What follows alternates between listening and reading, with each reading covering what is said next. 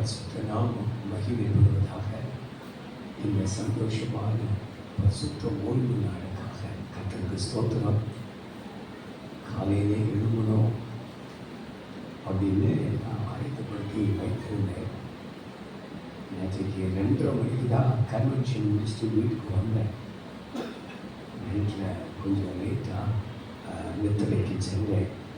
அதிகமான ஒரு ஊதிய அலுவலர்கள், அதனால் ரொம்ப சரீரத்தில் பலவீனப்படுகிறேன். முடியல. என்ன அப்படி நினைக்கிறதே இல்லை. நான் 2:30 மணிக்கு தான் படுத்தேன். ஆனாலும் 4 மணிக்கு எழுந்திரிச்சு ரெடியாகி 5:30 நான் உள்ளே வந்துடணும் அப்படின்னு மிகவும் பிரயாசப்பட்டேன். முடியல. ஆனாலும் கர்த்தர் நல்லவன். முடியாமல் இருந்த முடியாதுன்னு சொல்லி பாஸ்ட்டேன். எனக்கு முடியலைன்னு சொல்லிட்டேன். அப்புறமா இல்லை கண்டிப்பாக போகணும் அப்படின்ட்டு இன்றைக்கு மத்தியில் கர்த்தர் கொண்டு வந்திருக்கிறேன். ஆமென் ஆமென். கர்த்தருக்கு மகிமை உண்டாகட்டும். நாம் பைபிளிலிருந்து ஒரு காரியத்தை நம்மளுடைய பேசும்போது ஆண்டவருடைய ஆவியானவர் என் இருதயத்தில் தந்த இன்ஸ்பிரேஷனை உங்கள் மத்தியில் நான் வைக்க போகிறேன். திருப்புவோம்.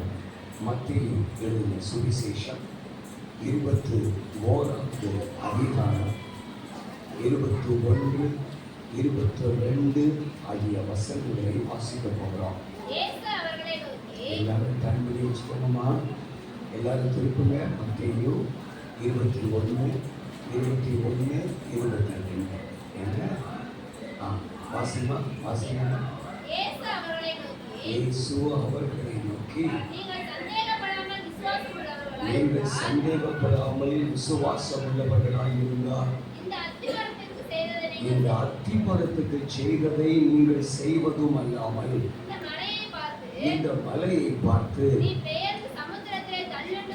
பெயர்ந்து சமுத்திரத்திலே தள்ளுண்டு போ என்று சொன்னாலும் அப்படி ஆகும் என்று மெய்யாகவே உங்களுக்கு சொல்லுகிறேன். மேலும் நீங்கள் விசுவாசம் உள்ளவர்களாய் ஜெபத்திலே எவைகளை கேட்பீர்களோ அவைகளை எல்லாம் பெறுவீர்கள் என்றார். உங்களுக்கு சர்வீஸ் முடிகிற டைம் பக்கத்தில் வந்துச்சு. உங்களுக்கு சர்வீஸ் முடிகிற டைம் வந்துச்சுங்க. 5 o'clock நீங்கள் ஆரம்பிச்சிருக்கீங்க. 8 மணிக்கு சர்வீஸ் முடிக்கணும். ஆனால் இப்போ நான் வந்து சேர முடிந்தது. நீங்கள் என்னை பொறுத்து கொள்ள வேண்டும். ஏன்னா you have to bear me. ஏன்னா எனக்கு முடியல. எனக்கு சரீரம் கொஞ்சம் ஒத்துழைக்கலை. அதனால் கொஞ்சம் தாமதமாக நான் வந்திருக்கேன். மாஸ்டர் விடவே இல்லை, வந்தே ஆகணும் அப்படின்னு சொல்லி ஒரு அன்பு, 2வது ஒரு எதிர்பார்ப்பு. அதனால அவங்க என்ன கட்டாயம் வரணும் அப்படின்னு சொல்லி எதிர்பார்த்தார்கள். அம்மாவும் என் கூட சேர்ந்தே வந்துட்டாங்க. நானும் நீங்கள் கூட வந்துடுறேன், நீங்கள் எப்படி இருக்கீங்க, என்ன ஆகுதுன்னு உங்களுக்கு தெரியல, அதனால் நான் இருந்தேன் நல்லா இருக்குன்னு சொல்லி அம்மாவும் வந்து விட்டாங்க. அருமையான என்னுடைய பாஸ்டர், அம்மா, என் கண்ணு பிள்ளைங்க, நம்ம காலேஜ் ஸ்டூடெண்ட்ஸ், கிராஜுவேட்டடான எல்லா ஸ்டூடெண்ட்ஸ், ஒவ்வொரு பேருக்காக கர்த்தருக்கு ஸ்தோத்திரம். சர்வ வல்லமை உள்ள தேவன் உங்களை அளவில்லாமல் பலப்படுத்தி ஆசீர்வதிப்பாராக. ஆமென் ஆமென். அந்த வசனங்கள் மேலே அப்படி உங்கள் வலது கையை வைங்க. அந்த 2 வசனங்கள் மேலே உங்கள் கையை வைங்க. செபிக்க போகிறோம்.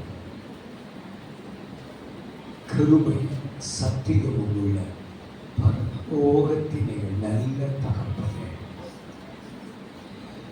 சபையின் பிரதான மேய்ப்பரே, சபையை போஷித்து காப்பாற்றுகிறவரே, சபையை தமது மாம்சம் இரத்தமும் எலும்பும் என்று வேதத்தில் வருணித்திருக்கிறவரே, உங்கள் கிருபை உள்ள பிரசன்ன தன்னை பிள்ளைகள் என்ற உரிமையோடு நாங்கள் ஓடி வந்திருக்கிறோம். அப்பா, இந்த பரிசுத்த ஓய்வு நாள் நீர் எங்களுக்கு என்று ஆயத்தப்படுத்தி இருக்கிற உமது ஜீவ வார்த்தைகளை உமது மகனை கொண்டு உமது பிள்ளைகளுக்கு தந்த தயவுக்காய் ஸ்தோத்திரம்.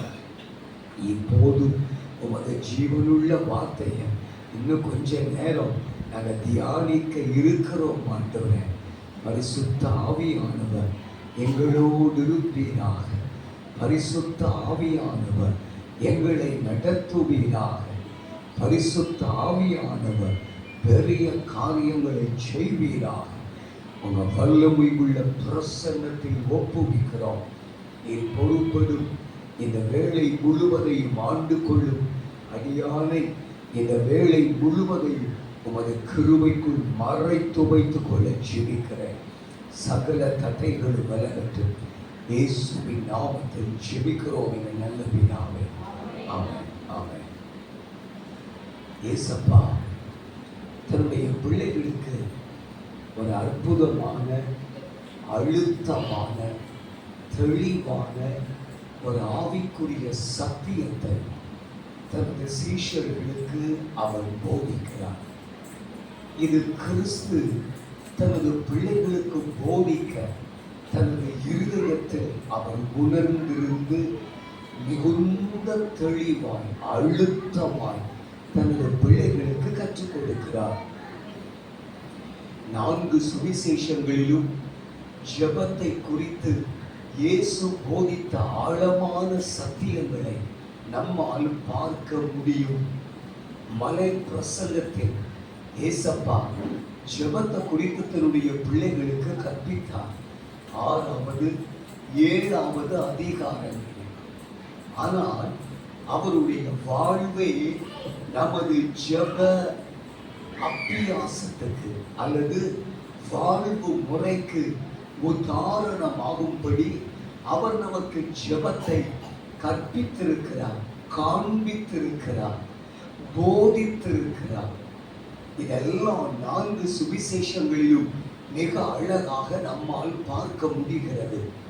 ஆனால் மத்தேயு 21வது அதிகாரத்துல அவர் தமது சீஷர்களுக்கு போதித்த ஆச்சரியமான ஒரு உண்மையை நான் இந்த பகுதியில் மிக அழகாக தெளிவுபடுத்தப்பட்டிருக்கிறதை கண்டேன்.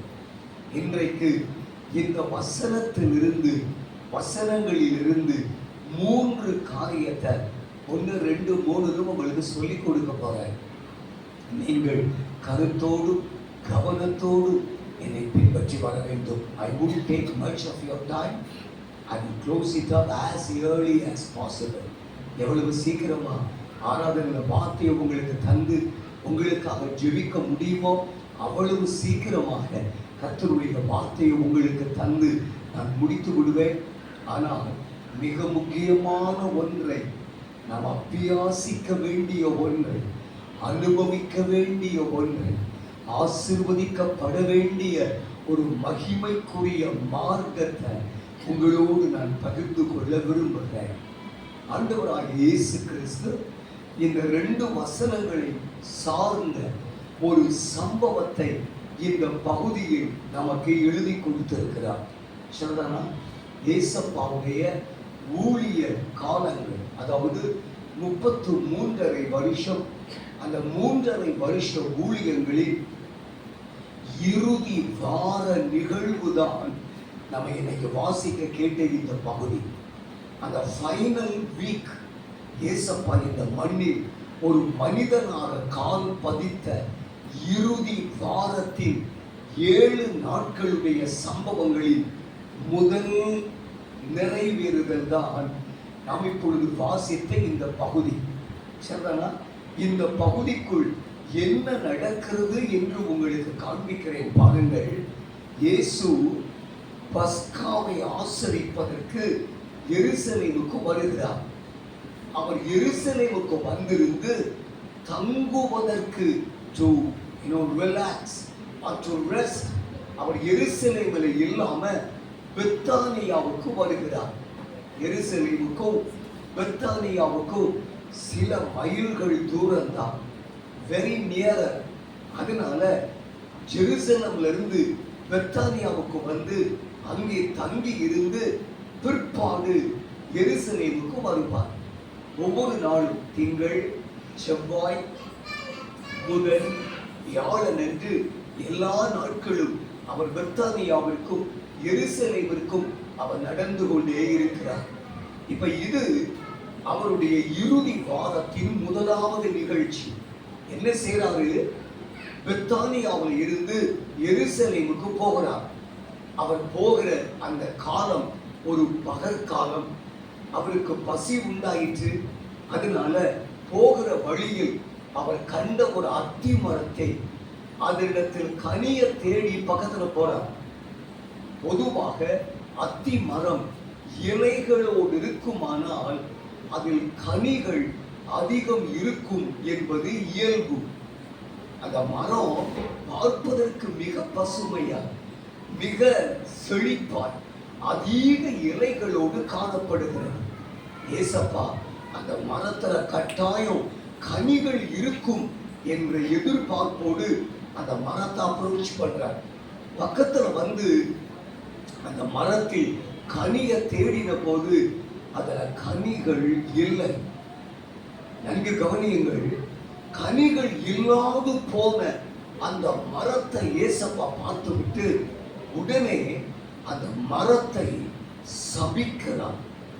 அதத்தான் இதற்கு முந்தின வசனங்களில் நம்மால் காண முடிகிறது. பாருங்க, 19வது வசனத்தை வாசிப்போமா?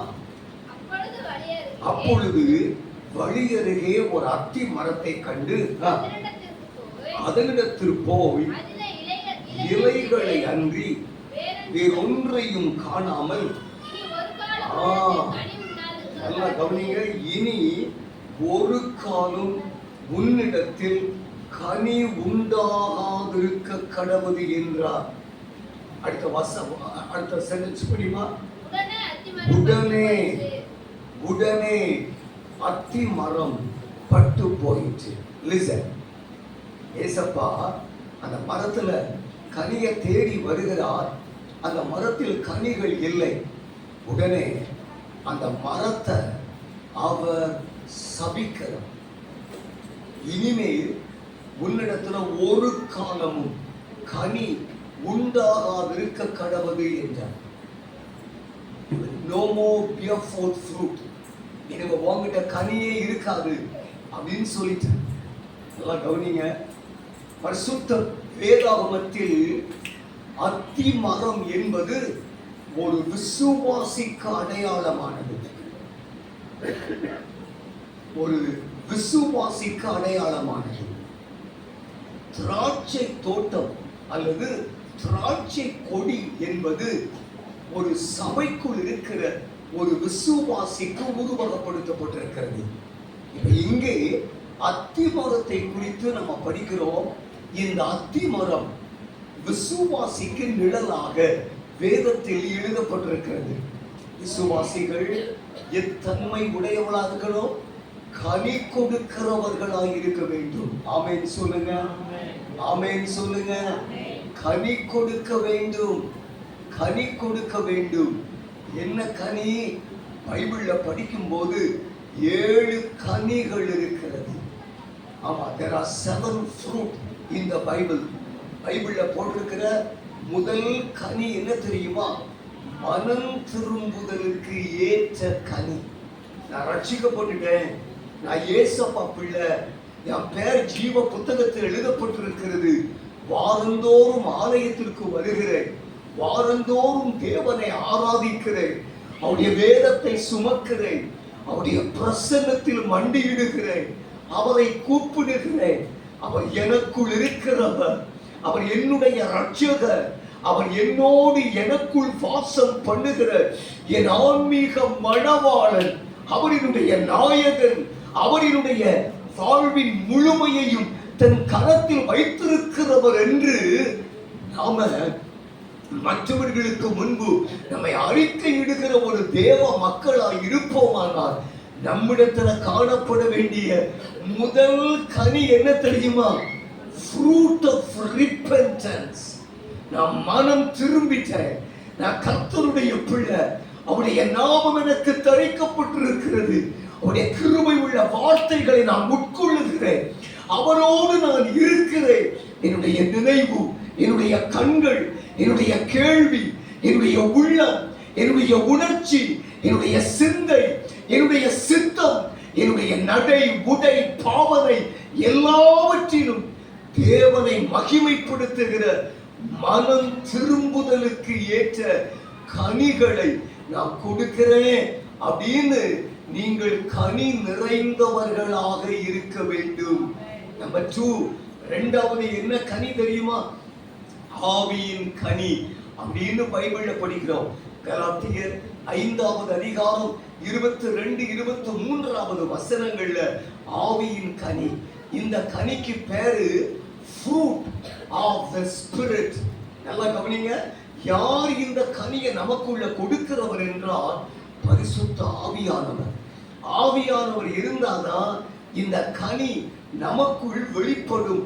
Without the Holy Spirit of God, it is completely not possible to yield forth the fruit that is mentioned here in this chapter. இந்த அதிகாரத்தில் குறிப்பிட்டிருக்கிற ஆவியின் கனி ஆவியானவர் இல்லாமல் நமக்குள் இருந்து வெளிப்படவே முடியாது. Fruit of the Spirit 9 அப்படின்னு நம்ம பைபிள்ல பார்க்கிறோம். உங்களுக்கு எல்லாம் மனப்பாடமா தெரியும். அன்பு, சந்தோஷம், சமாதானம், நீடிய பொறுமை, தயவு, விசுவாசம், நற்குணம், சாந்தம், இச்சையடக்கம். 9 கனிகள் அல்ல, கனி. ஆவியின் கனியோ என்று ஆரம்பிக்கிறது. The fruit of the Spirit. நல்லா கவனிங்க. இதுக்கு பேரு ஆவியின் கனி. ஆவியானவரால் ஒரு மனிதன் நிரப்பப்படும் போது அவருடைய இருதயம் தேவனுடைய மகிமையை, தேவனுடைய பிரசன்னத்தை, தேவனுடைய வல்லமைய சுமக்க நிரம்பி இருக்க ஆரம்பிக்கும் போது it is spontaneous. Listen carefully. ஆவியானவர் உள்ள இருந்தார்னா இந்த ஆவியின் கனி ஆட்டோமேட்டிக்கா ரிவீல் ஆகும். ஆவியின் கனி எந்த அளவு தேவ ஆவியானவருக்கு இடம் கொடுக்கிறோமோ, எந்த அளவு ஆவியானவருடைய நடத்துதலுக்கு நம்மளை ஈடு பண்றோமோ, ஒப்புவிக்கிறோமோ, அந்த அளவு நம்ம ஆவியின் கனிய வெளிப்படுத்துகிறவர்களாக இருப்போம். நம்பர் 3, மூன்றாவது இயேசு கிறிஸ்துவினால் உண்டாகிற நீதியின் கனி என்று போட்டிருக்கிறது. பிலிப்பியர் 1வது அதிகாரம் 9வது வசனத்தை படிச்சீங்கன்னா, 10வது 11வது வசனத்தை படிச்சீங்கன்னா, இயேசு கிறிஸ்துவினால் வருகிற நீதியின் கனி என்று எழுதப்பட்டிருக்கிறது. நல்லா கவனிங்க. fruit of righteousness.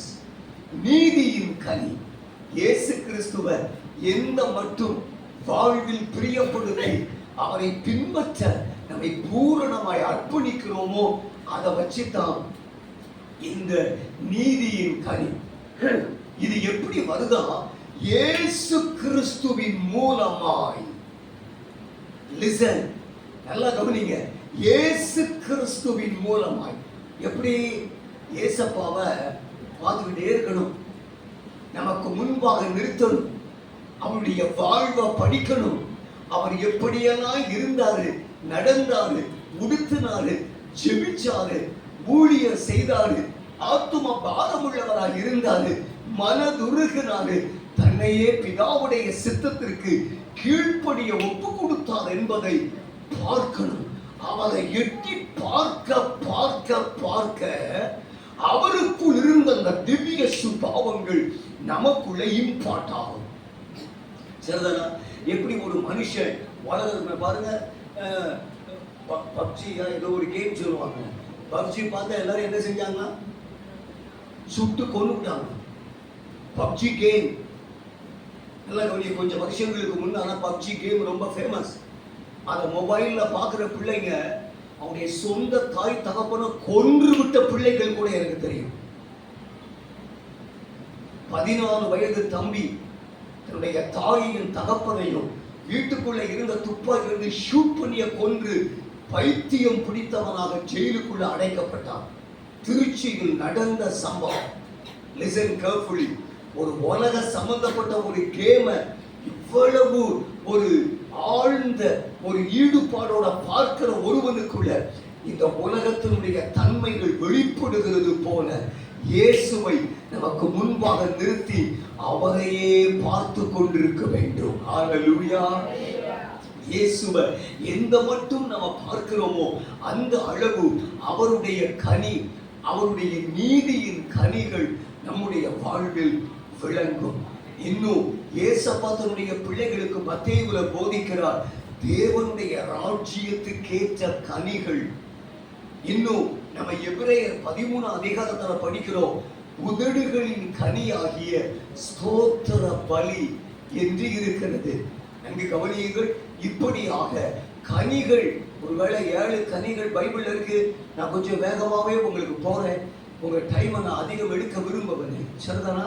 நன்கு கவனியுங்கள். கனி கனி அத்தி மரம் என்பது ஒரு விசுவாசிக்கும், கனி கொடுத்தல் என்பது அவர்களுடைய சுபாவத்திற்கும் அல்லது வெளிப்பாட்டிற்கும் உருவகப்படுத்தப்பட்டிருக்கிற ஒன்று. இந்த அத்தி மரத்துல கனிகள் இல்லை.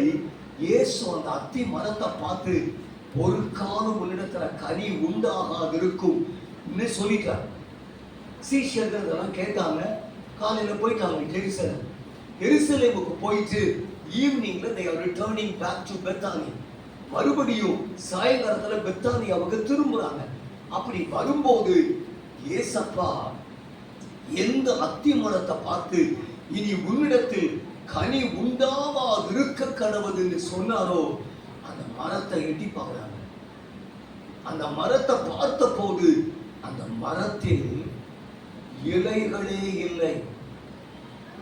அந்த மரம் பட்டு உலர்ந்து இலைகள் உதிர்ந்து வேர் முதலாய், நல்லா கவனிங்க, பைபிள்ல படிக்கிறோம், ஈவன் த ரூட், வேர் முதலாய் பட்டு போய்விட்டது என்று இருக்கிறது. அப்படின்னா என்ன அர்த்தம்? அந்த மரம் கம்ப்ளீட்லி விதர்ட். within few hours, சில மணி நேரங்களுக்குள்ள அந்த மரம் முடிவுக்கு வருகிறது. சரி, இதெல்லாம் சீஷர்கள் போய் எட்டி பார்த்துட்டு ஏசப்பாட்ட வந்து சொல்றாங்க, ரபி, நீர் சபித்த அத்தி மரம் இவ்வளவு சீக்கிரமாய் பட்டு போயிட்டே அப்படின்னு சொல்றாங்க. எல்லாம் கவனிங்க. இங்கதான் ஏசப்பா தன்னுடைய பிள்ளைகளுக்கு ஒரு காரியத்தை கற்பிக்கிறார். இந்த சம்பவத்தை தன்னுடைய இருதயத்துல வைத்து தனது பிள்ளைகளுக்கு இயேசு போதித்த 3 காரியங்களை இந்த வசனங்களில் நம்ம படிக்கிறோம். சரிங்களா? இன்னும் ஒருக்க அதே வசனத்தை நம்ம வாசிக்க போகிறோம். அம்மா, அந்த வசனத்தை திரும்பவும் ஒரு முறை வாசிப்போம். 21வது வசனம். இயேசு சீஷர்களை நோக்கி, நீங்கள் சந்தேகப்படாமல் விசுவாசம் உள்ளவர்களாய் இருந்தால், நல்ல கவனிங்க, செய்ததை செய்வதும் அல்லாமல், அண்டர்லைன் பண்ணுங்க, செய்ததை அண்டர்லைன் பண்ணுங்க. பேனா கையில வச்சிருந்தீங்கன்னா செய்ததை அண்டர்லைன் பண்ணுங்க. ஓகே, செய்ததை நீங்கள் செய்வதும் அல்லாமல், இந்த மலையை பார்த்து நீ பெயர்ந்து சமுத்திரத்தில் தள்ளுண்டு போ என்று சொன்னாலும் அண்டர்லைன் பண்ணுங்க. முதல்ல செய்ததை அண்டர்லைன் பண்ணீங்க, இரண்டாவது சொன்னாலும் அண்டர்லைன் பண்ணுங்க. சொன்னாலும் அப்படியே ஆகும் என்று மெய்யாகவே உங்களுக்கு சொல்லுகிறேன். ஓகே, இப்ப அடுத்த வசனத்தை படிமா. மேலும், நல்லா கவனிங்க, மேலும் அப்படின்னு சொல்லிட்டு அந்த வார்த்தையை ஒட்டி என்ன இருக்குதுமா? கமா இருக்குதா? பைபிள்ல ஆண்டவர் ஒரு கமா போடுறாரு. அப்படின்னா என்ன அர்த்தம் தெரியுமா? இட் கண்டினியூஸ், இது தொடருகிறது, முடியல. ஆண்டவர் 2 காரியத்தை முந்தின வசனத்துல சொல்லிட்டு அடுத்த காரியத்தை அடுத்த வசனத்துல கண்டினியூ பண்றாரு.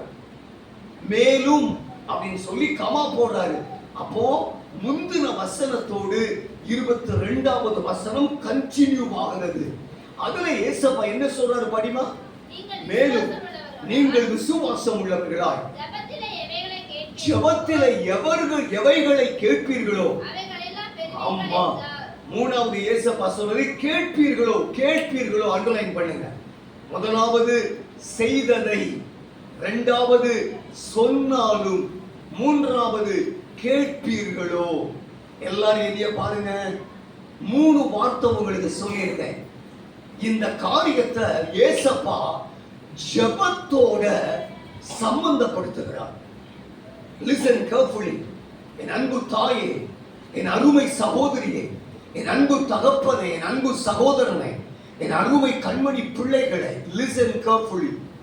ஏசப்பா இந்த அத்திமரத்திற்கு நேர்ந்ததையும் இந்த நேர்ந்த சம்பவத்தையும் இயேசு ஜெபத்துக்கு சம்பந்தப்படுத்தி ஜெபத்தை பற்றிய ஒரு ஜெபத்தின் ஆழத்தை அல்லது ஜெபத்தின் ஒரு உன்னத அனுபவத்தை இந்த வசனத்தில் நமக்கு போதிக்கிறார். அவர் போதிக்கிற இந்த சத்தியத்தில் 3 இருக்கிறது. செய்யலாம், சொல்லலாம், கேட்கலாம். நீங்க நோட்ஸ் எடுத்தீங்கன்னா நீங்க பேப்பர்ல எழுதி கொள்ளுங்கள். செய்யலாம் நம்பர் 1, சொல்லலாம் நம்பர் 2, கேட்கலாம் நம்பர் 3. இந்த 3ம் ஆண்டவர் இந்த நிகழ்வோடு சம்பந்தப்படுத்தி ஜெபத்தின் ஒரு மகிமை உள்ள அடுத்த லெவல். Listen carefully. ஆண்டவர் ஜெபத்தினுடைய அடுத்த லெவலுக்கு வர்றார். முதல்ல மத்தேயு 5 அதிகாரம், 6 அதிகாரம், 7 அதிகாரத்துல ஜெபத்தினுடைய அரிச்சுவடி, ஜெபத்தினுடைய ஆல்பபெட் என்னது? கேளுங்கள், தட்டுங்கள், தேடுங்கள். நீ ஜெபிக்கணும், நீங்கள் ஜெபிக்கணும், கூடி ஜெபிக்கணும், உபவாசித்து ஜெபிக்கணும். உங்க ஜெபம் இப்படி இருக்கணும்னு எல்லாவற்றையும் தன் பிள்ளைகளுக்கு போதித்தவர் இங்க வரும்போது தன் சீஷர்களுக்கு ஜெபத்தினுடைய ஆழத்தையும் ஜெபத்தினுடைய மேன்மையையும் ஜெபத்தினுடைய மகத்துவத்தையும் ஜெபத்தினுடைய மாண்பையும் தனது பிள்ளைகளுக்கு போதிக்கிறார். என்ன சொல்றாரு? நீ செய்யலாம். நம்பர் 2, நீ சொல்லலாம். நம்பர் 3, நீ கேட்கலாம். ஹalleluya, ஹalleluya. எல்லாரும் சொல்லுங்க ஹalleluya. உங்களுக்கு பசிக்குதா? ஆமாவா? டைம் ஆயிடுச்சா? இன்னும் கொஞ்ச நேரம். என்ன? இன்னும் கொஞ்ச நேரம் ப்ளீஸ். ஆமா, நான் சீக்கிரமா முடிச்சிருவேன். ஆனா நீங்க என்ன கவனிக்கணும். ஏசப்பா 3 காரியம் சொல்றாரு. எதுல? ஜெபத்தில். ஜெபத்தில். எல்லாரும் எழுதிய பாருங்க. செய்யறதுக்கு என்ன வேணும் சொல்லுங்க பாப்போம். What we need to do. ஆண்டவர் சொன்னாரு, அத்திமரத்துக்கு நான் செய்ததை நீங்கள் செய்யலாம். நீங்கள் செய்வதும் அல்லாமல், நான் செய்ததை நீங்கள் செய்வதும் அல்லாமல். அப்போ ஜெபத்தில் செய்வதற்கு நமக்கு என்ன வேணும்? எழுதிக் கொள்ளுங்கள். We need power. வல்லமை வேண்டும், வல்லமை வேண்டும். என் அன்பு கர்த்தருடைய பிள்ளைகளே, என் அருமை திருச்சபையே, ஆண்டவர் இந்த காலை வேளையில் நம்ம கண்களை திறப்பாராக, நம்முடைய இருதயத்தை திறப்பாராக, நம்முடைய சிந்தையை திறப்பாராக.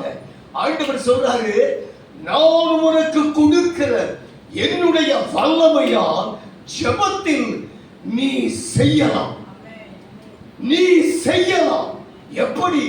இந்த அத்திமரத்துக்கு நான் என்ன செஞ்சேனோ அதே காரியத்தை நீ செய்யலாம் அப்படின்னு சொல்றாருங்க. யாராவது ஒரு பச்சையா இருக்கிற மரத்தை பார்த்து உன்னிடத்துல இனிமே இலைகளே இருக்கக்கூடாது, கனிகளே உண்டாக கூடாதுன்னு என்னைக்காவது சொல்லி இருக்கீங்களா? Please put up your hand. யாருமே சொல்லல, இன்க்ளூடிங் மீ. நான் கூட மரத்தை பார்த்து இனிமே வாங்கிட்ட ஒருத்தரும் ஒரு காலம் கனியை புசிக்க மாட்டான் அப்படி நான் சொன்னதே இல்லை. பட் என் வாழ்க்கையில பட்டு போன அநேக அற்புதங்களை என் ஊழியத்தில் கண்டிருக்கிறேன். என் அன்பு கர்த்தருடைய பிள்ளைகளே, எப்படிப்பட்ட காரியமானாலும் உங்க கண்களுக்கு முன்பு அது பட்டு போகும். அதற்கு முதல் உதாரணம் நானே. அநேக புது முகங்கள் நம்ம சபைக்குள்ள பார்க்கிறேன். I was affected with cancer, final stage. மருத்துவமனைக்கு ஒரு பெரிய ஆபரேஷன் பண்ணியிருக்குங்க. என் வயிற்றை 2ஆக கிழித்து இருக்கிறார்கள். வெளியே மட்டுமே எனக்கு 19 ஸ்டாப்பிள்ஸ். என் வயிற்றுக்குள்ள இருந்து 350 கிராம் நிறைவுள்ள என்னுடைய ஜீரண அவயவங்கள் வெட்டி அகற்றப்பட்டிருக்கிறது. இறப்பையில 35% எனக்கு கிடையாது. என்னுடைய பேங்க்ரியாஸ்ல 65% கணையம் எனக்கு கிடையாது. என்னுடைய கால் பிளாடர் பித்தப்பை முழுவதும் வெட்டி அகற்றப்பட்டிருக்கிறது. என்னுடைய ஈரல், என்னுடைய கல்லீரல்ல இருந்து பாதிப்படைந்திருந்த அந்த நோய், அந்த தொற்றினால் பாதிக்கப்பட்டிருந்தத வெட்டி ஸ்கிராட்ச் பண்ணி வெளியே எடுத்திருக்கிறாங்க. என்னுடைய சிறு குடல்ல ஒரு மேஜர் பெர்சன்டேஜ் வெட்டி எடுத்துட்டு எனக்கு ரப்பர் குடல் போட்டிருக்கிறார்கள். நல்லா கவனிங்க. மருத்துவம் என்னை பார்த்து என்ன சொல்லிச்சு தெரியுமா?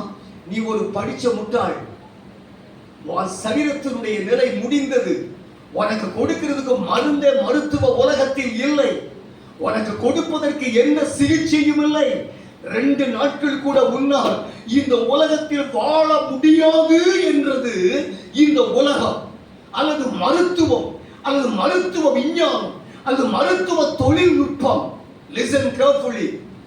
மருத்துவமனையிலிருந்து ஆபரேஷன் பண்ணி வீட்டுக்கு அனுப்பும் போது நாங்க சொல்ற மாதிரி ஸ்ட்ரிக்டா இருந்தா 3.5 வருஷம் அல்லது 4 வருஷம் நீங்க உயிரோட இருப்பீங்கன்னு சொல்லி என்னை வீட்டுக்கு அனுப்பி வச்சானுங்க.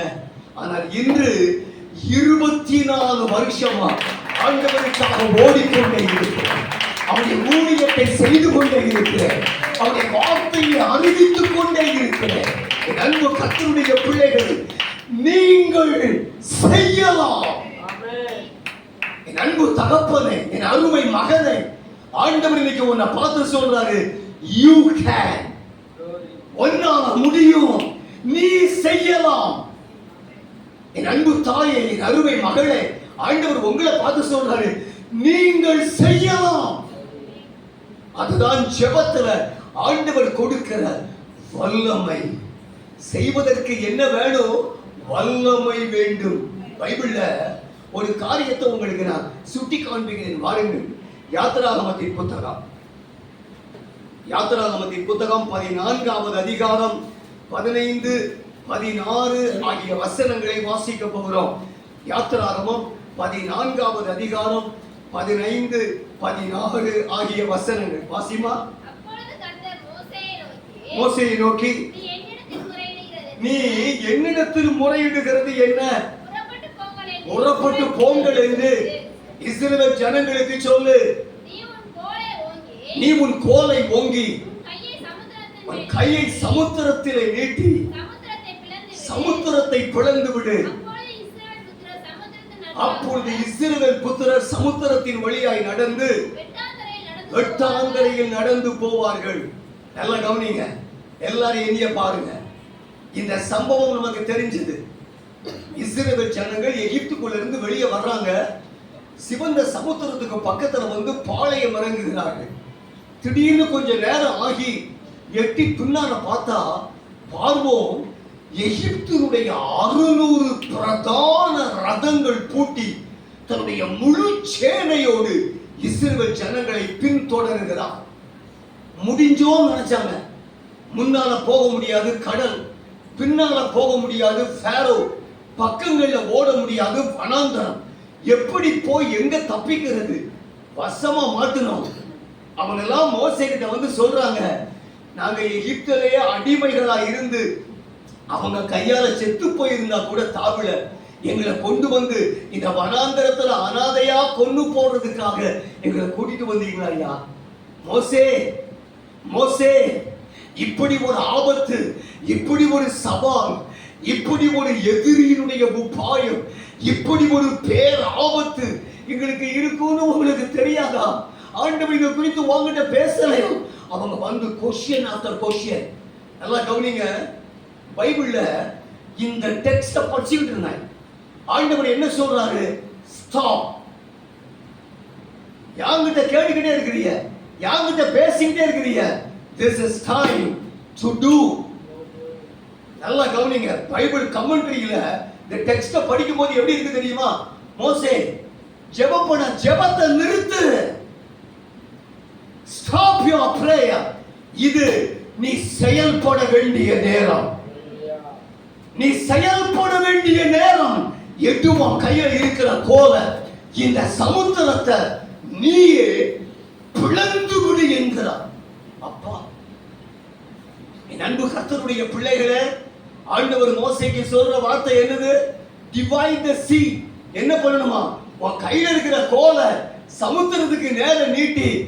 நாம நினைக்கிறோம் ஆண்டவர் செய்வாரு, நாம நினைக்கிறோம் ஆண்டவர் பண்ணுவாரு, நாம நினைக்கிறோம் ஆண்டவர் அற்புதம் செய்வாரு, ஆண்டவர் சர்வ வல்லமை உள்ளவர், ஆண்டவரே அதை செய்யட்டும், ஊழியக்காரர்கள் செய்யட்டும் அப்படின்னு நம்ம நினைச்சுக்கிட்டு இருக்கோம். ஏசு கர்த்தருடைய மகிமை என்னை நிரப்புகிறதை நான் உணர்கிறேன்.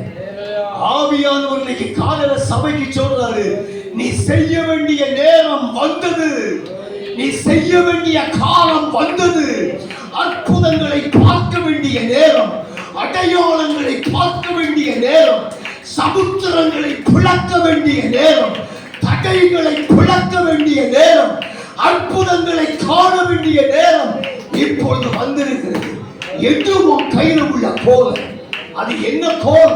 ஆண்டவர் அதைத்தான் மோசேக்கு கையில கொடுத்திருந்தார். மோசஸ், நான் உன்னை கொண்டு பயங்கரமான காரியத்தை செய்ய போறேன். Go to Egypt. எகிப்துக்கு போ. பார்வோனுக்கு முன்னால போய் நின்று. என் அன்பிற்குரியவர்களே, வனாந்தரத்துல கோலை கீழே போட்டா அது பாம்பாச்சு.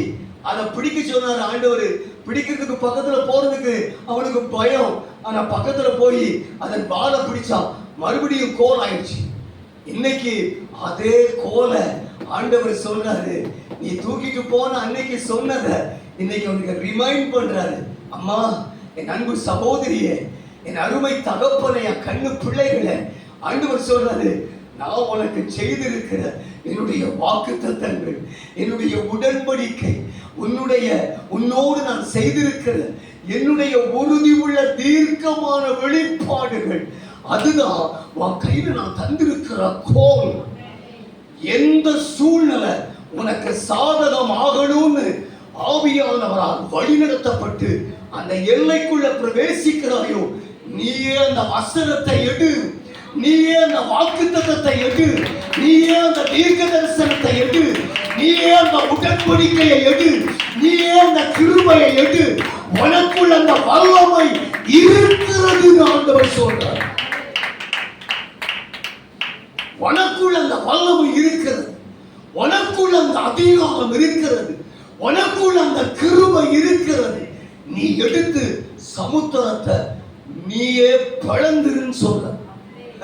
மோசஸ், நீ இரு, நானே பார்த்துக்கிறேன், நீ ரொம்ப சின்ன பிள்ளை, உனக்கு அனுபவம் இல்லை, உனக்கு வல்லமை இல்லை, உன்னால முடியாது அப்படின்னு ஆண்டவர் சொல்லலைங்க.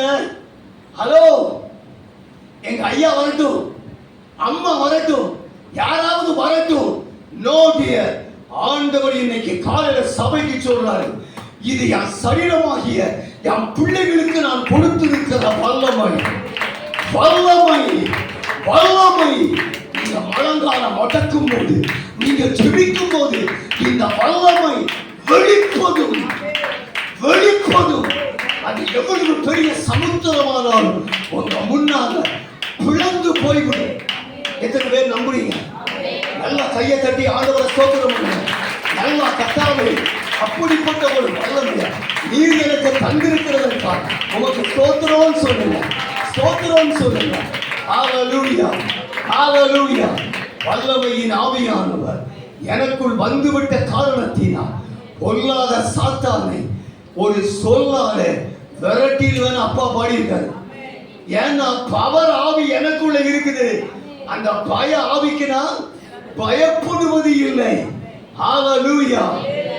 ஆண்டவர் இன்னைக்கு சொல்ற, எந்த சமுத்திரம் உன் வாழ்க்கையை தடுத்து கொண்டு இருக்கிறது, உன் குடும்பத்தை தடுத்து கொண்டு இருக்கிறது, ஆசீர்வாதத்தை தடுத்து கொண்டு இருக்கிறது, நிறைவேறுதலை தடுத்து கொண்டு இருக்கிறது, சுதந்திரிக்க முடியாம, கடந்து போக முடியாம, அறுவடையை பார்க்க முடியாம, அற்புதங்களை காண முடியாம, அடையாளங்களை மாற முடியாம, எது உன்னை தடுத்து கொண்டு, எது உன் கோல நீயே அந்த சமுத்திரத்துக்கு நேராக நீட்டி அதை பிளந்து விடு என்கிறார்.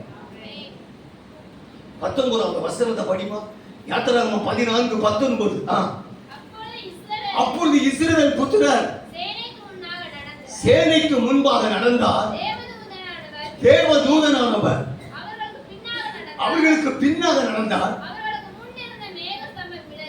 சரி, நல்லா கவனிங்க. பைபிள்ல என்ன போட்டிருக்கு தெரியுமா? தேவனானவர், தேவனுடைய தூதனானவர், தேவனுடைய மகிமை. இந்த மூணும் நம்முடைய திருத்துவ தேவன் சார்ந்த ஒன்று.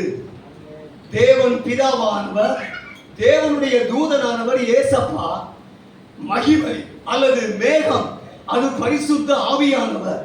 யாரெல்லாம் அங்க இருக்காங்க? யாரெல்லாம் அங்க இருக்காங்க? நம்முடைய திரியேக தேவனே உள்ள இருக்கிறாங்க.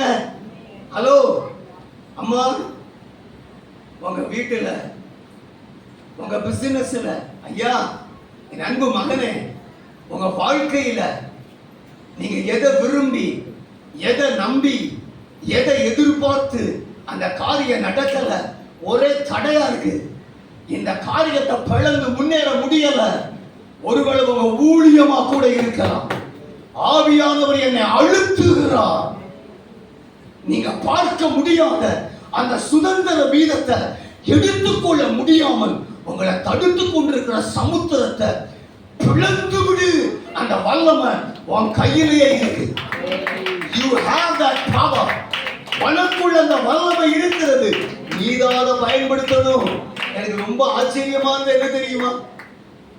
நீ யாங்கிட்ட ஜோம்னிக்கிட்டே இருக்கிற எதுக்குன்னு ஆண்டவர் கேட்கிறார். Why are you complaining me?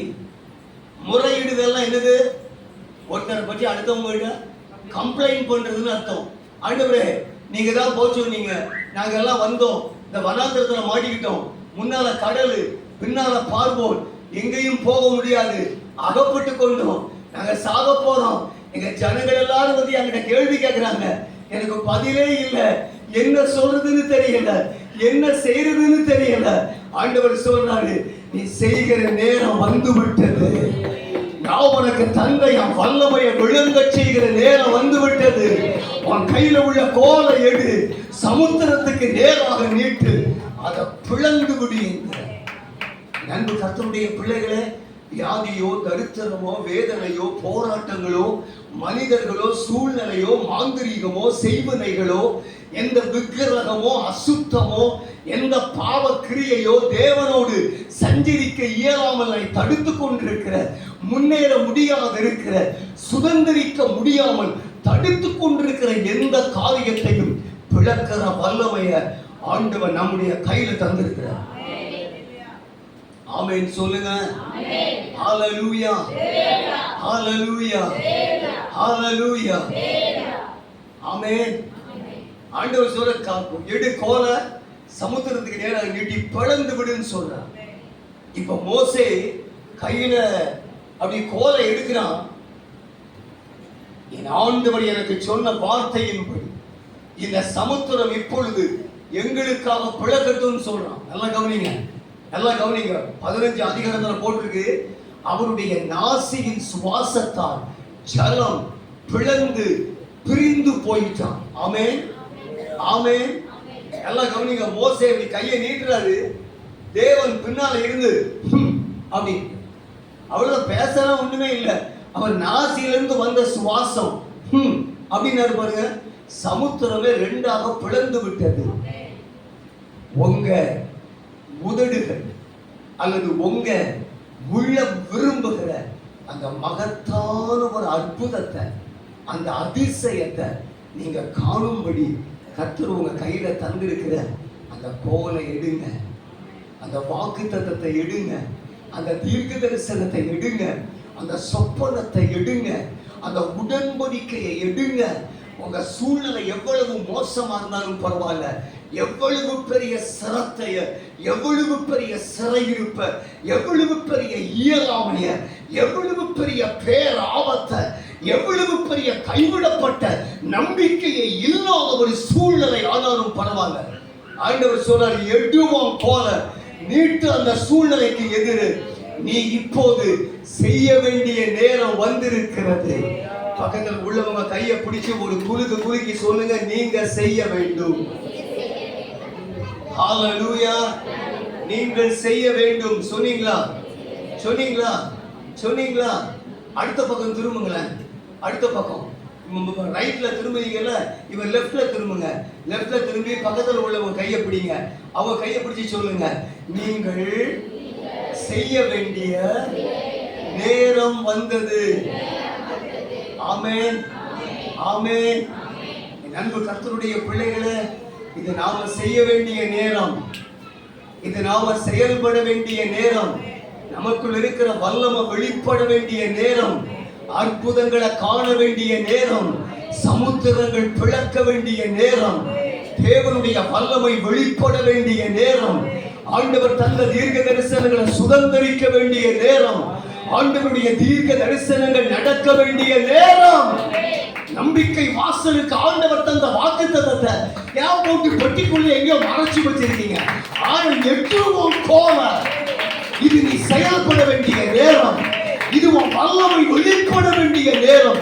நீ ஜெபத்தில் செய்யலாம்னு கர்த்தர் சொல்ற. செய்வதற்கு என்ன வேணும்? வல்லமை வேண்டும். வல்லமை யார் தருவது? வல்லமை யார் தருவா? தேவன் தருவார். தருவாரா? தந்துட்டாரா? தந்துட்டாரு. கரெக்டா சொன்னீங்க. ஏன்னா உங்க கையில தான் இருக்கு உங்க கோல். உங்க கையில தான் இருக்கு உங்க வாக்குத்தத்தம். உங்க கையில தான் இருக்கு உங்க தீர்க்க தரிசன வெளிப்பாடு. உங்க கையில தான் இருக்கு தேவனுடைய உடன்படிக்கை. உங்க கையில தான் இருக்கு தேவனுடைய அந்த ஆசீர்வாதம், அந்த கற்பனை, அந்த வார்த்தை உங்க கையில தான் இருக்கு.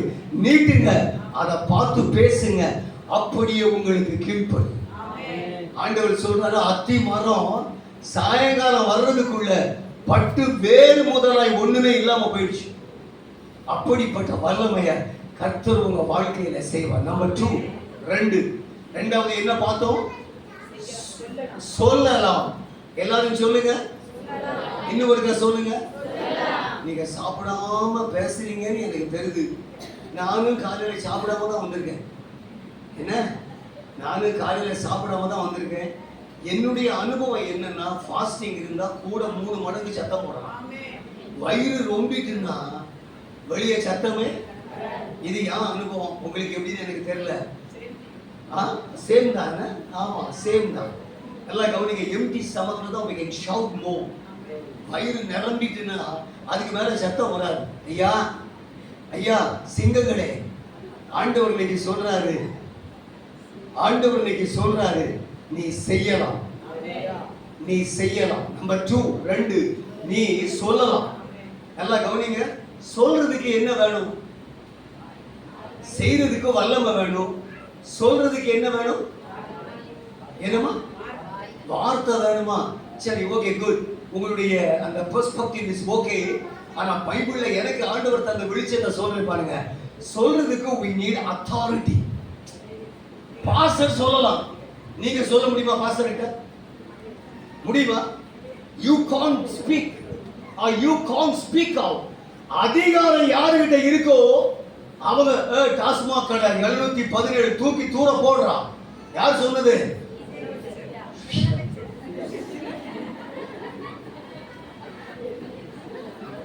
வந்தாரு, உட்கார்ந்தாரு, சொன்னாரு, முடிஞ்சுதா? ஆமா. அதுக்கு என்ன வேணும்? அதிகாரம் வேணும். ஆண்டவர் ஜெபத்தினுடைய பிள்ளைகளுக்கு எதை கொடுத்திருக்கிறாரா? அதிகாரத்தை கொடுத்திருக்கிறார். ஆமென், ஹalleluya. சந்தோஷமா இருக்கீங்களா? ஆமென். பரிசுத்த ஆவியானவர் நம்ம கூட நீங்க பேசிக்கிட்டே இருக்காரு. ஆண்டவர் அத்திமரத்தை அப்படி கமாண்ட் கொடுத்தாரு, அது செய்யறது. ஆண்டவர் அதை சொல்லிட்டு இன்னும் ஒரு வார்த்தையை ஆட் பண்றாரு, இன்னொரு சென்டென்ஸ். என்ன சொல்றாரு? அத்திமரத்துக்கு நான் செய்ததை நீங்கள் செய்வதும் அல்லாமல் இந்த மலையை பார்த்து நீ பெயர்ந்து சமுத்திரத்திலே தள்ளுண்டு போ என்று சொன்னாலும் அது அப்படியே ஆகும் என்று மெய்யாகவே உங்களுக்கு சொல்லுகிறேன். நல்ல கைதட்டி கர்த்தருக்கு ஒரு ஸ்தோத்திரம் சொல்லுங்க.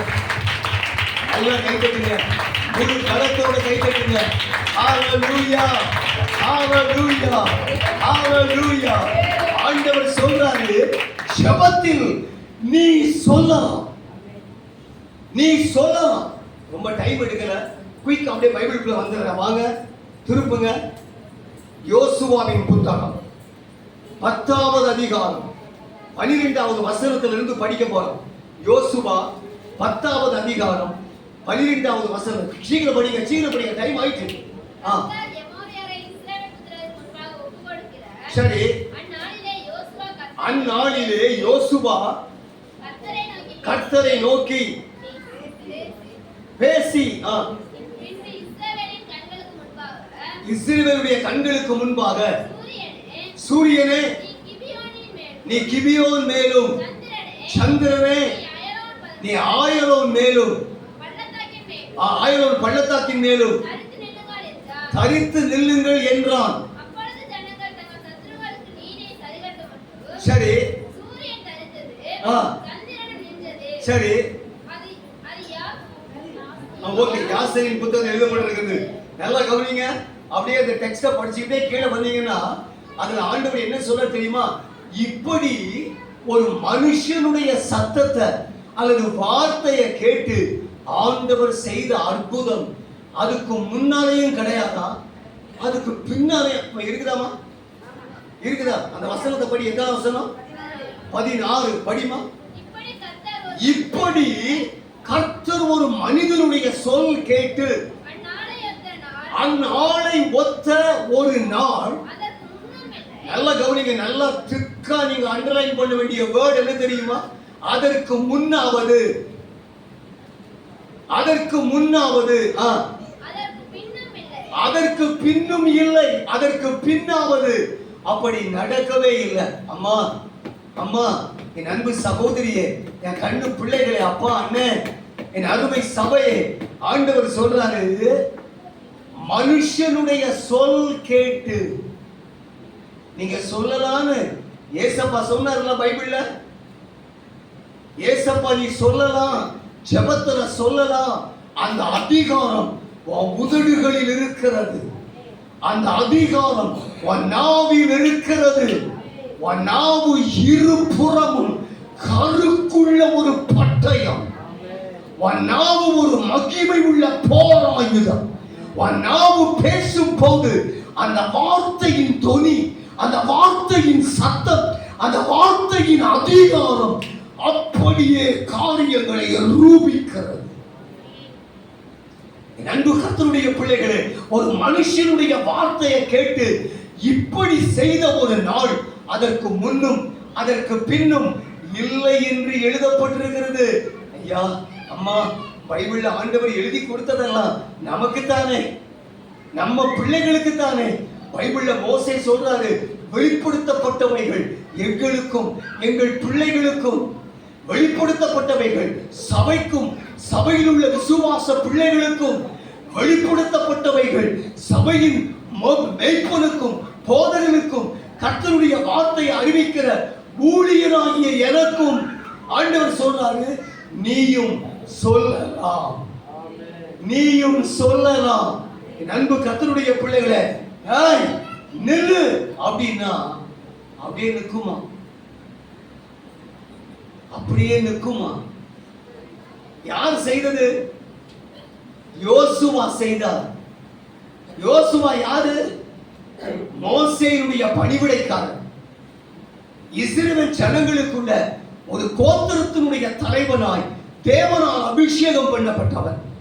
ஆண்டவருடைய பிரசன்னத்தை விடாதிருந்தவர். தேவனுடைய கூடாரத்தை விட்டு விலகாதிருந்தவர். 40 நாட்கள் மோசே மலையில இருக்கும் போது இந்த யோசுவா ஆசரிப்பு கூடாரத்தை விட்டு நீங்கவே இல்லை, நீங்கவே இல்லை, நீங்கவே இல்லை. என் அன்பு கர்த்தருடைய பிள்ளைகளே, ஆண்டவர் இப்படி செய்திருக்கிற பயங்கரமான அற்புதங்களை நான் பார்த்திருக்கிறேன், நான் கேட்டிருக்கிறேன், நான் கேட்டிருக்கிறேன். என் அன்பு கர்த்தருடைய பிள்ளைகளே, ஆண்டவர் சொன்னாரு, உன்னை எதிர்த்து விரோதிக்கிறவனை தேடுனா கூட நீ பார்க்க முடியாது, பார்க்க முடியாது, தேடுனா கூட கிடைக்க மறைக்க மாட்டான். நன்கு கவனியுங்கள். What it is. மோகனனை அடிக்கடி சொல்லுவாங்க, அவங்க ஊழியத்துக்குள்ள தேவன் கொண்டு வரும்போது ஆண்டவர் அவங்களுக்கு கொடுத்த அதிகாரம், அது அத்தாரிட்டி. என்ன தெரியுமா? உன்னை விரோதிக்கிறவனை தேடுனா கூட உன்னால கண்டுபிடிக்க முடியாது. என் அன்பு கர்த்தருடைய பிள்ளைகளே, உனக்கு விரோதமாய் உருவாக்கப்படுகிற எந்த ஆயுதமும் வாய்க்காமல் போகும். உன்னை குற்றப்படுத்த எழுகிற எந்த நாவையும் நீ குற்றப்படுத்துமா. இது என் பிள்ளைகளுக்குரிய சுதந்திரம், ஊழியனுக்குரிய சுதந்திரம், அபிஷேகிக்கப்பட்டவனுக்குரிய அதிகாரம். என் அன்பு சபையே, என் அருமை தேவனுடைய பிள்ளைகளே, ஏசப்பா சொல்றாரு, அந்த அதிகாரத்தை நாவுல வச்சிருக்கிறேன். நீ சொன்னால் அது பெயர்ந்து சமுத்திரத்திலே தள்ளுண்டு போய்விடும், தள்ளுண்டு போய்விடும். இங்க யோசுவா சொன்னா, ஆயலோன் மேலும் கிபியோன் மேலும் சூரியனும் சந்திரனும் ஒரு பகல் முழுவதும், ஒரு பகலுக்கு 12 மணி நேரம் பைபிள்ல ஏசப்பா சொல்லி கொடுக்கிறாங்க. 12 hours.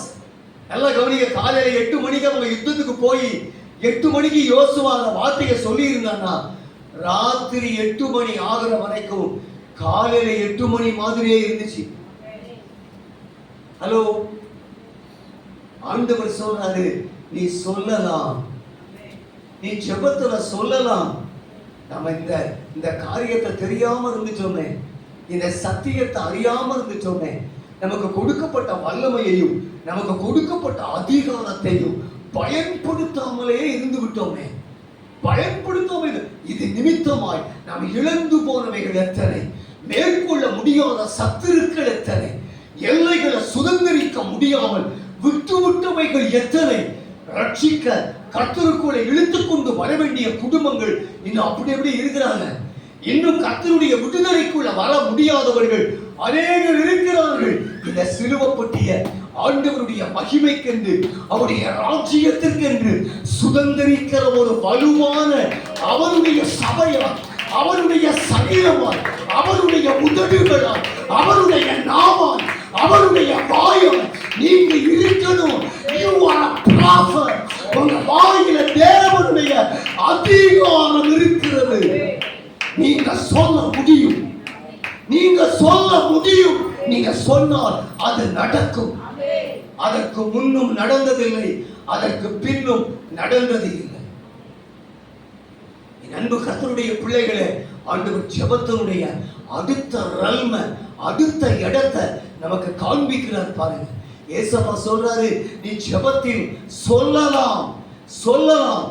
எனக்கு உள்ள ஆசீர்வாதத்தை எவரும் திருட முடியாது, என் தொழில ஒருவனும் தொட முடியாது, என் களஞ்சியத்தை ஒருவனும் வெறுமையாக்க முடியாது, என் வீட்டுக்குள்ள தரித்திரம் வர முடியாது, என் வீட்டை கடன் ஆள முடியாது, என் பிள்ளைகளை பாவம் தோட்ட முடியாது, என் வாலிப பிள்ளைகளுடைய பரிசுத்தத்தை எதுவுமே சீரழிக்க முடியாது. என் ஊழியத்தினுடைய வாக்குத்தத்தங்களை, எங்க எழுப்புதல, எங்க விருத்திய, எங்க அறுவடைய, எங்க ஆறுதல, எங்க அற்புதங்களை ஒன்றுமே தடுக்க முடியாதுன்னு நீங்கள் சொல்ல வேண்டும். பக்கத்தில் உள்ளவங்க கையை பிடிச்சி சொல்லுங்க, நீங்க சொல்லணும், நீங்க சொல்லணும், நீங்க சொல்லணும், நீங்க சொல்லணும். அந்த அதிகாரம் உங்க மேல இருக்கு. ஹalleluya, ஹalleluya. போன மாதம் கர்நாடகாவுல பெல்காம்ன்ற சிட்டிக்கு போயிருந்தேன். அந்த சிட்டியில 3 நாள் கன்வென்ஷன். அந்த 3 நாள் கன்வென்ஷன்ல முதல் நாள் மீட்டிங். முதல் நாள் மீட்டிங்கை முடிச்சுட்டு நான் ஜெபத்தை நடத்தி கொண்டிருக்கிறேன்.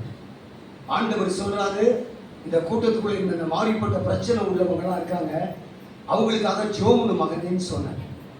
அந்த பிரச்சனை கட்டி உள்ளவங்க, தோல்ல சருமத்துல பாதிக்கப்பட்டவங்க, எலும்புகள்ல பாதிக்கப்பட்டவங்க, நடக்க முடியாதவங்க. எனக்கு அன்பானவர்களே, அந்த search was packed with souls. சபையை நிரம்பி ஸ்டேர்ல படிக்கட்டுலாம் ஆத்துமாங்க எல்லாம் உட்கார்ந்து இருக்காங்க. சாட்சிக்கு கூப்பிடுன்றார் ஆண்டவர். சாட்சிக்கு பிள்ளைகளை முன்னால வர சொன்னேன். முன்னால வந்தவர் ஒரு சாட்சி சொன்னார். என்ன சொன்னார் தெரியுமா? I was affected with cancer. நான் ஒரு புற்றுநோயாளி. புற்றுநோயால் பாதிக்கப்பட்டு கழுத்துல அந்த பலவீனம் இருந்ததுனால என்னால திரும்பவே முடியாது. நான் டர்ன் பண்ணணும்னா இப்படிதான் பார்க்கணும், குனியணும்னா இப்படிதான் பண்ணணும். இந்த கழுத்து அப்படி நின்றுகிட்டே இருக்குது. அந்த நரம்புகள்லாம் அப்படியே பாதிக்கப்பட்ட இடத்தை பிடிச்சிருந்தது. ஆனா ஜெப நேரத்துல ஆண்டவருடைய வல்லமை என் கழுத்துல இறங்கிட்டு என்னால் திரும்ப முடியவில்லை. அன்பு கர்த்தருடைய பிள்ளைகளை, நீங்க சொன்ன நடக்குங்க. ஆண்டவர் சொன்னது நடக்கும். நீங்கள் சொல்லலாம், நீங்கள் சொல்லலாம். அந்த அதிகாரத்தை தேவன் உங்களுக்கு கொடுத்திருக்கிறார். தேவன் உங்களுக்கு கொடுத்திருக்கிறார். சாத்தான் முன்னால வந்தா அவனை பார்த்து பயந்து நம்ம ஓடலாமா? எதிர்ப்பு வருதுன்னு தெரிஞ்சு முன்னேற இயலாம தடுமாறலாமா? அது எனக்கு பல